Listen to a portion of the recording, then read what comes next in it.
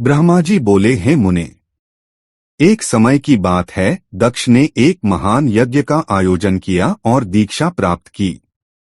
उसने उस यज्ञ में सभी देवताओं और ऋषियों को आमंत्रित किया। शिवजी की माया से विमोहित होकर सभी महर्षि और देवता यज्ञ को संपन्न कराने के लिए वहां उपस्थित हुए। अगस्त्य, कश्यप, अत्रि, वामदेव, भृगु, दधीचि, भगवान व्यास, भारद्वाज, गौतम, पैल, पराशर, गर्ग, भार्गव, ककुभ, सित, सुमंतु, त्रिक, कंक और वैशंपायन, ये सभी ऋषि तथा अन्य अनेक मुनि अपने स्त्री पुत्रों के साथ मेरे पुत्र दक्ष के यज्ञ में हर्षपूर्वक आए। इनके अतिरिक्त सभी देवता, महान अभ्युदयशाली लोकपालगण और सभी उपदेवता अपनी उपकारक सैन्य शक्ति के साथ वहां आए। दक्ष ने प्रार्थना करके अपने पुत्र, परिवार और मूर्तिमान वेदों के साथ मुझ ब्रह्मा को भी सत्यलोक से बुलवाया। इसी प्रकार ससम्मान प्रार्थना करके वैकुंठलोक से भगवान विष्णु को भी उनके पार्षदों और परिवार सहित उस यज्ञ में बुलाया गया। अन्य लोग भी विमोहित होकर दक्ष के यज्ञ में उपस्थित हुए और दुरात्मा दक्ष ने उन सभी का भव्य सत्कार किया। विश्वकर्मा द्वारा निर्मित अत्यंत दीप्तिमान, विशाल, बहुमूल्य और दिव्य भवनों को दक्ष ने उन सभी को ठहरने के लिए प्रदान किया। उन भवनों में मेरे और भगवान विष्णु के साथ वे सभी देवता और महर्षिगण दक्ष द्वारा उचित सम्मान पाकर अपने अपने स्थानों पर स्थिर होकर शोभित हो रहे थे। उस समय कनखल नामक तीर्थ में प्रारंभ हुए उस महायज्ञ में दक्ष ने भृगु आदि तपस्वियों को यज्ञ के ऋत्विज बनाया। संपूर्ण मरुदगणों के साथ स्वयं भगवान विष्णु उस यज्ञ के अधिष्ठाता बने और मैं ब्रह्मा वेदत्रयी की विधियों को बताने वाला नियुक्त हुआ। उसी प्रकार समस्त दिव्य लोकपाल अपने अपने आयुधों और परिवारों के साथ यज्ञ के द्वारपाल और रक्षक बने, जो वहां सदा कौतूहल उत्पन्न कर रहे थे।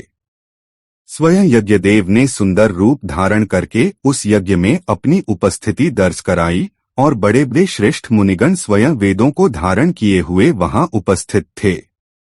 अग्निदेव ने भी उस यज्ञ महोत्सव में शीघ्रता से हविष्य ग्रहण करने के लिए अपने हजारों रूप प्रकट किए। वहां 88,000 ऋत्विज एक साथ हवन कर रहे थे। 64,000 देवर्षि उस यज्ञ में उद्गाता के रूप में उपस्थित थे। अध्वर्यु और होता की संख्या भी उतनी ही थी। नारद आदि देवर्षि और सप्तर्षि अलग अलग गाथाओं का गान कर रहे थे। दक्ष ने अपने उस महायज्ञ में गंधर्वों, विद्याधरों, सिद्धों, सभी आदित्यों और उनके गणों, यक्षों और नागलोक में विचरण करने वाले समस्त नागों को भी बड़ी संख्या में आमंत्रित किया था। ब्रह्मर्षि, देवर्षि, राजर्षियों के समूह और अपने मित्रों, मंत्रियों तथा सेनाओं के साथ अनेक राजा भी वहां उपस्थित हुए। यजमान दक्ष ने उस यज्ञ में वसु आदि समस्त गणदेवताओं को भी आमंत्रित किया। जब दक्ष ने यज्ञ की दीक्षा ली और कौतुक व मंगलाचार करने लगे तो उनके लिए बार बार स्वस्तिवाचन किया गया।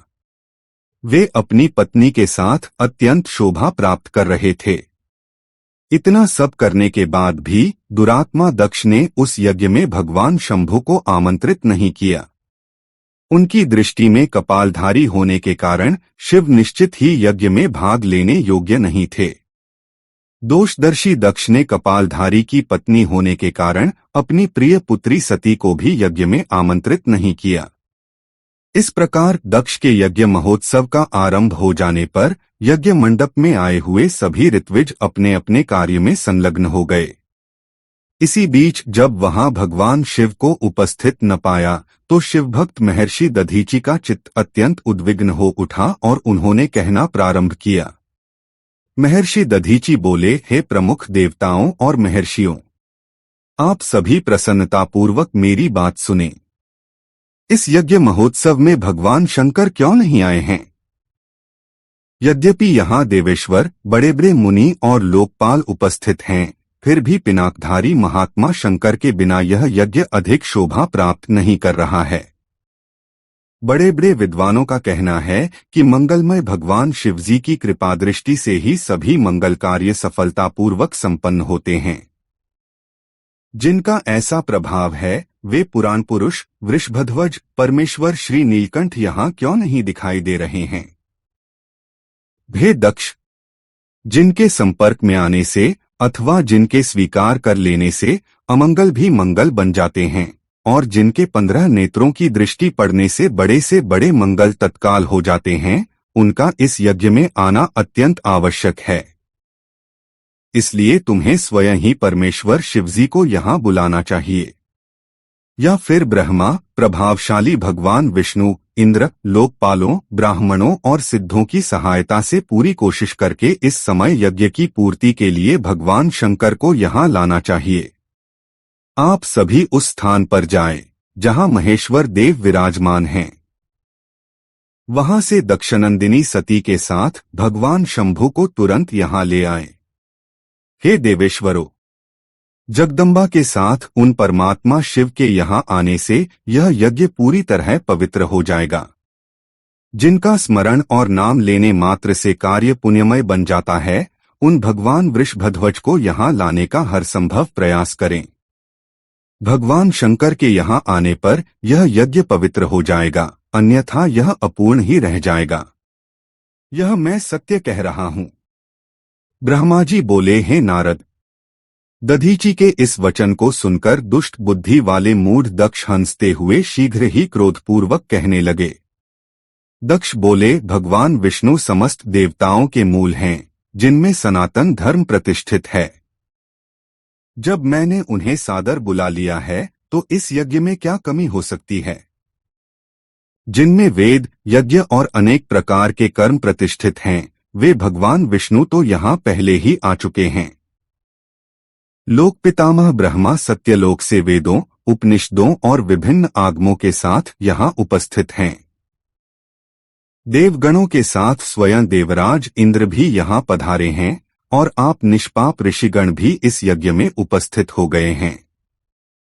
जो शांति, सुपात्रता और वेदार्थ के तत्व को समझते हैं और जो दृढ़ता से व्रत का पालन करते हैं, वे सभी इस यज्ञ में सम्मिलित हो चुके हैं। ऐसे में हमें रुद्र की यहाँ क्या आवश्यकता है? हे विप्र, मैंने ब्रह्मा जी के कहने पर ही अपनी कन्या का विवाह रुद्र से किया था। लेकिन रुद्र कुलीन नहीं है, उसके माता पिता नहीं हैं। वह भूतों, प्रेतों और पिशाचों का स्वामी है और अकेला रहता है। उसका अतिक्रमण करना दूसरों के लिए अत्यंत कठिन है। वह आत्मप्रशंसा करने वाला, मूढ़, जड़, मौनी और ईर्ष्यालु है। वह इस यज्ञ कर्म के योग्य नहीं है, इसीलिए मैंने उसे यहाँ नहीं बुलाया। आथ हे दधीची, आप ऐसी बात दोबारा कभी न कहें। आप सभी लोग मिलकर मेरे इस महान यज्ञ को सफल बनाएं। ब्रह्मा जी बोले। दक्ष के इन वचनों को सुनकर दधीची ने सभी देवताओं और मुनियों को संबोधित करते हुए सारगर्भित वचन कहे। दधीची बोले, हे दक्ष, उन भगवान शिव के बिना यह महान यज्ञ भी अयज्ञ ही है। निश्चित रूप से इस यज्ञ से तुम्हारा विनाश होगा। यह कहकर दधीची दक्ष की यज्ञशाला से अकेले ही निकलकर अपने आश्रम की ओर चल दिए। तत्पश्चात जो मुख्य शिव भक्त थे और उनके मत का अनुसरण करने वाले अन्य मुनि थे, उन्होंने भी दक्ष को शाप देकर तुरंत वहां से अपने अपने आश्रमों को प्रस्थान कर लिया। मुनि दधीची और अन्य ऋषियों के यज्ञमंडप से चले जाने के बाद दुष्ट बुद्धि और शिवद्रोही दक्ष मुस्कुराते हुए अन्य मुनियों से कहने लगे, दधीची नामक वह शिवप्रिय ब्राह्मण यहाँ से चला गया और उसके समान जो अन्य लोग थे वे भी मेरे यज्ञ से चले गए। यह तो मेरे लिए अत्यंत शुभ हुआ। यही तो मेरी सदा से इच्छा थी। हे देवेश, हे देवताओं और मुनियों, मैं सत्य कह रहा हूँ। जो नष्ट बुद्धि, मूर्ख, मिथ्या भाषण में लिप्त, खल, वेदों से बहिष्कृत और दुराचारी हैं, उन्हें यज्ञ कर्म में त्याग देना चाहिए। आप सभी वेदों के मार्ग पर चलने वाले हैं। इसलिए विष्णु आदि सभी देवता और ब्राह्मण मेरे इस यज्ञ को शीघ्र सफल बनाएं। ब्रह्मा जी बोले। उसकी यह बात सुनकर शिव की माया से मोहित समस्त देवता और ऋषि उस यज्ञ में देवताओं की पूजा करने लगे।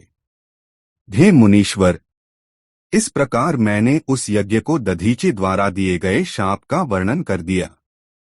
अब यज्ञ के विध्वंस की घटना भी आदरपूर्वक सुनिए।